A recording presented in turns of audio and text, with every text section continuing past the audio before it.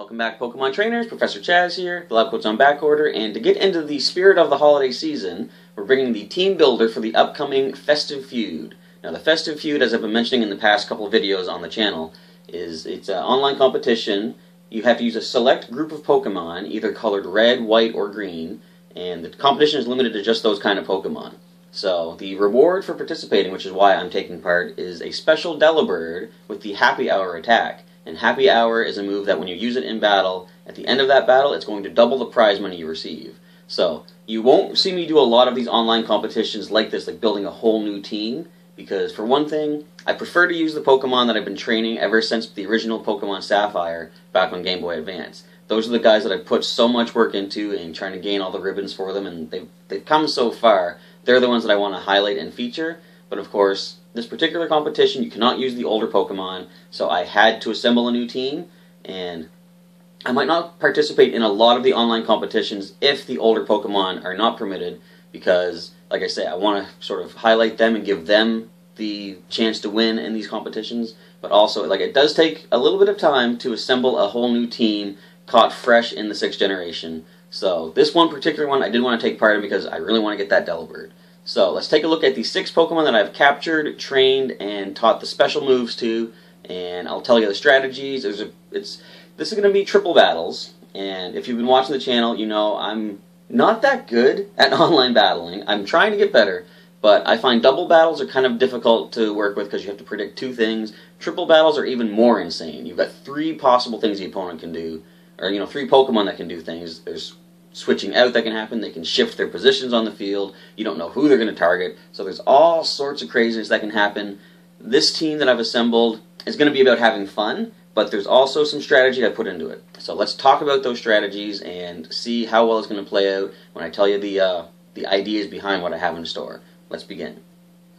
The first Pokemon from the Festive Feud team I've assembled is Energize the Electrode. He's kind of the focal point or the centerpiece of this entire team, and he's named Energize because he's going to give power to the rest of the team. We'll see he has the Modest Nature, which is actually pretty good for a special offensive Pokemon because it boosts special attack at the cost of physical attack. And the ability Soundproof makes him immune to all sound-based moves. And I wasn't sure what item to give him, but I figured I'm going to give him the Air Balloon to eliminate his only weakness, which is ground, at least until he takes a hit from something else, and then the Air Balloon will pop. So I maxed out the special attack and the speed EVs for the super training, because we want him fast and we want him using his special attack to the utmost. Now the two offensive moves, well 3 actually, the first ones, we have Discharge and Thunderbolt. Usually I don't run 2 of the same type of attack on a Pokemon, but it's really going to come in handy in these triple battles. So Discharge is a wide-range move that hits everything on the field except for the user, so it's even going to hit my own guys, but you will see I'm going to make use of that. Now if I have a turn where I don't want to hurt my own team, I do have Thunderbolt, which is going to be more powerful, and I select a single target, get some focus damage off with that. And I didn't know really what else to teach Energize for offensive moves, but as it turns out, it has the hidden power of Bug, which might come in handy depending on what we go up against. It might not, but more often than not, Energize is going to be just using the Discharge or Thunderbolt, and on occasion, going for the Light Screen if we want to boost our team special defense. So the next Pokemon is arguably going to be one of the heaviest powerhouse hitters of this team. It is Blade the Sceptile, which was actually, when I started my Omega Ruby team, or my playthrough, this was the Trico that I began the game with. So he has the Calm Nature, which lowers physical attack and raises special defense, which isn't too bad. And Overgrow is the natural ability that all basic starters will have, or grass-type starters. And he is holding the Sceptilite, so this is going to be Mega Sceptile. For the super training, we maxed out special attack and speed, getting it up pretty decently. And as you'll see here, in Mega Evolution, those stats go up to almost 200 apiece. And the ability does change the Lightning Rod. Now this is the first thing that I said is going to make use of our own Energize's Discharge. On the first turn, what we can do is go with Mega Evolution for Blade, while Energize goes for Discharge. So Lightning Rod will make it so that Blade doesn't take any damage from it, doesn't actually get hit by the attack, but is going to boost his special attack stat. Now, interesting thing about Mega Evolution in regards to the speed stats, I learned this after doing some research with my Mega Beedrill after our Omega Ruby battles last week. The turn that you first Mega Evolve, turn order is based on the non-mega speed stats. So, for example, let's say Blade here would have 169 speed normally, and Energize has 179 speed. So Energize is going to outspeed Blade on the turn that Blade Mega evolves. Every turn after that, we see the speed is at 194, meaning Blade will now outspeed Energize and will be the fastest on the team. So for that first turn, the Discharge will boost our Lightning Rod, making our very first special attack that much more powerful. And for those special attacks, we have Energy Ball and Dragon Pulse. Once he is Mega Evolved, both of them will be Stab. Both of them will be quite powerful. And an interesting thing is, I'm going to have Blade on either the left or right side of the battle, with Energize in the middle. Dragon Pulse is a move that can hit the far side of the field in a triple battle. So we can get off a pretty sneaky attack against the opposing side, something they might not be prepared for, might not expect coming their way. And Hidden Power for this particular Pokemon is actually Ground, which will come in handy against any fire types that might try to get some damage off on Blade before Mega Evolution. Of course, being part Dragon, he will partly resist it, but the defenses are not really good, so this week I have a lot of really fast Pokemon that don't have the best defenses, but the idea is hit fast and hit hard with offensive moves. Now, if I need to, I do have Protect on here, so that on the very first turn that I Mega Evolve, I can Protect if I want. That means next turn when we attack, we should be outspeeding a good number of the opponents, as we don't have to worry about taking a hit before getting an attack off the turn that we Mega Evolve. So the third Pokemon on the team is going to be Dueller, the Gallade. And Dueller is a sassy Pokemon, which is a boost to special offense at the cost of lowering speed, and he's holding the Cell Battery. Now, we maxed out the attack super training to boost that as high as we could get it, and we wanted to sort of get the special offense up to a decent amount that he's going to take our own Energizes, Discharges pretty decently, which he does, fortunately. And I got the speed up to about 100. Now, of course, the nature does lower it, but I thought 100 is pretty good, especially if that Steadfast comes into play. Because if Dueller gets hit and flinches, it's going to raise his speed by one stage. And I wanted to sort of get a little bit more defensive, possibly, so I put the remainder of the training into the defense, trying to get it to at least a point that he might survive 1 or 2 hits, if we're lucky. Now, the moveset is going to be Drain Punch, first of all, because on the very first turn that we go with Discharge with Energize, Dueller is going to take some damage. We can possibly get some Drain Punch, get some HP back from the Drain Punch. Now, the Cell Battery that he's holding, as soon as he's hit by that Discharge, actually will raise his attack stat by 1 stage as well. So the Drain Punch will be a little bit stronger, getting back a little bit more HP if we go for that. Psycho Cut is a pretty good move too. It has a high critical hit ratio, and it is Stab because this is a fighting and psychic Pokemon. And for defensive purposes, I did give him Wide Guard because in a triple battle, you're probably going to see a lot of wide range moves coming your way. Now for the fourth move, I wasn't really sure what to go with, and I thought, let's actually go a little bit more, supportive of the team as well. So Heal Pulse is a move that Dueller learned as he was leveling up as a Kirlia, and I thought, I'm actually going to keep that, because in the right circumstance, we can get a Heal Pulse off on one of our own Pokemon. If Dueller's about to go down anyway, then we're going to be able to get some HP back for another one of my Pokemon. The fourth Pokemon for the Festive Feud team shall be Hogan, the Hawlucha. It is a timid nature, which is unfortunately a drop to the attack stat and a boost to the speed, but it is still a pretty, high attack stat after the super training. The ability Unburden is going to come in handy with the held item of Wacanberry. So Wacanberry is a move that will reduce the damage from a super effective electric move. You can probably see where I'm going with this. If Hogan is in battle as we use Discharge from Energize, Hogan will eat the Wacanberry, and Unburden will activate, which doubles the speed stat once the held item is used or lost. So we're going to boost that speed stat up to about 300. Now the super training, I did max out the attack. I wanted to even the defenses close to 100 if possible. And I put a little bit into the speed stat, but I didn't go too crazy with that, simply because once Unburden kicks in, we're going to double that speed. So 300 is a pretty good speed for a level 50 Pokemon to have. Now the moveset is Flying Press, simply because I really like the kookiness of a dual type attack. Flying Press is both fighting and flying at the same time, which is going to really make some interesting super effective / not very effective effects come in battle. And Acrobatics is going to work well with the Wacanberry being eaten when he gets hit by electricity.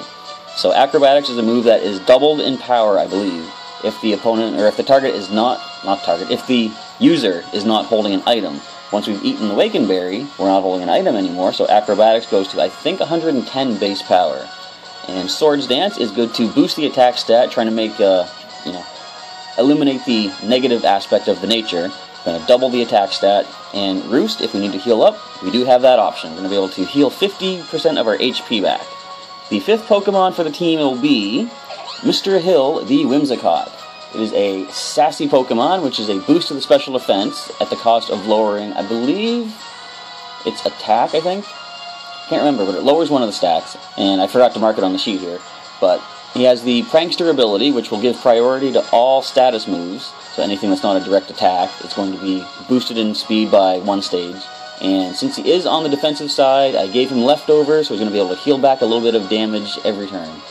The super training was to max out the 2 defense stats and put a little bit into the special attack, because he does have 1 specially offensive move, but for the most part, as you'll see from this moveset, Mr. Hill is more of a support / a prankster Pokemon.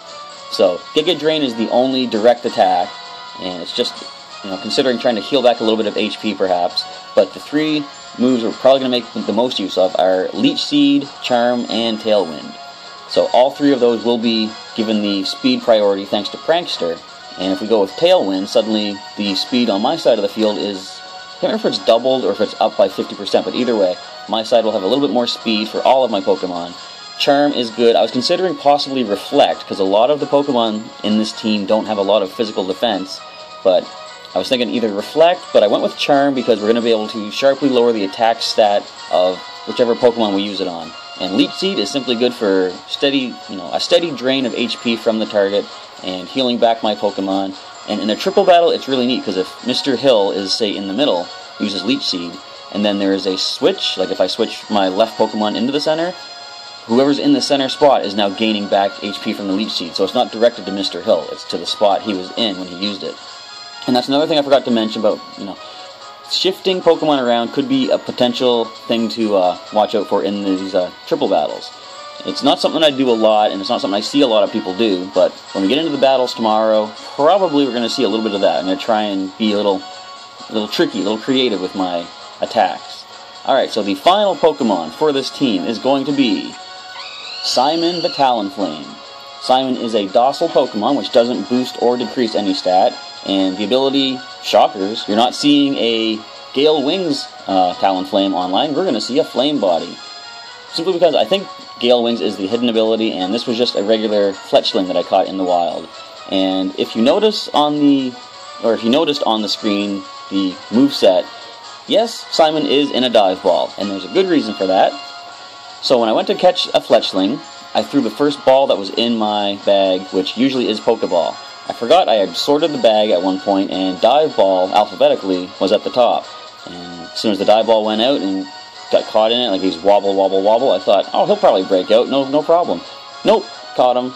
I thought, you know what, I'll keep it. So we have a fire-flying Pokemon caught in a Dive Ball. It's alright with me. Now, back to the super training and such. So Flame Body is the ability, so if he gets physically connected against, he could burn the target. And the item is Focus Sash. I wasn't sure what else to really give him, but I thought since he is double weak to rock, and he has a lot of other weaknesses in like electric and water, things like that, I thought I want to make sure he can survive at least 1 hit so we can get off some decent damage in a retaliation attack. I maxed out the speed and attack stats for super training, and as it turns out, when you max out 2 stats, there's really no point to put any training into any other stat, because like you'll never gain another point based on that. So you'll see it's in the special attack stat, but it really doesn't matter. If I put it into the defense will still be 89, for example. So attack and speed are maxed out, and that's all we need to worry about. Now the moveset is Brave Bird and Flare Blitz. Both have 120 power, and they both cause recoil damage to the attacker.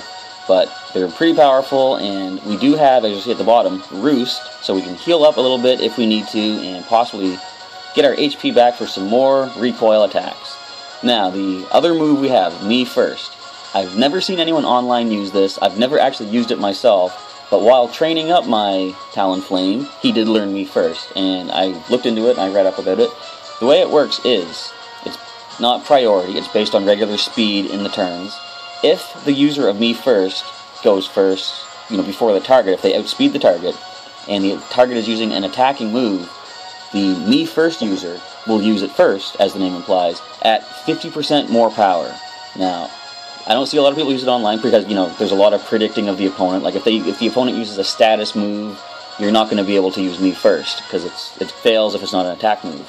If the opponent uses something like Aqua Jet or Quick Attack, since me first isn't speed priority, you're not going to be able to copy that either. It will fail. So there's a lot of risk to it, but there's a lot of good payoff. I've got a little surprise I'm going to show you tomorrow, but we're going to leave it for that. But anyway, me first could come in handy on the off chance that they go for a move that we can copy and get 50% more power off back at them. So that is the team of 6 Pokemon in the Festive Feud for 2015. Now, admittedly, there's a lot of type weaknesses. There's we've got a couple of ice weaknesses, and flying is definitely a huge weakness on this team. But we're going to see how well this goes. This is going to be more of like a fun week for battles, not overall competitive. I'm certainly going to try my best to win, but if I don't, I'm not going to be crushed. This is all basically just to have fun and participate and earn that Happy Hour Delibird, which will be starting to be given out, I believe, on December 25th is what Pokemon is, trying to go with. So, all that being said, this is the team. We're going to do those battles. I'm going to start recording them very soon, but tomorrow is when you'll see them uploaded. So come on back to the channel and check out the Festive Feud, kicking off the 2015 holiday season. Alright, thank you for checking out this team builder. Leave me a comment down below. Let me know what you think of these Pokemon. If you're actually participating in the Festive Feud, let me know, what team you're going with. Don't tell me your strategies or anything if you don't want to, but let me know what you would like to go with, and possibly, wait until after the Festive Feud's over, then you can mention it. So, anyway, all that being said, I'm going to head on out and prepare for these battles and see how well the Festive Feud team does in the online. Alright, thanks once again for checking out this team building video, and I'll catch you next time.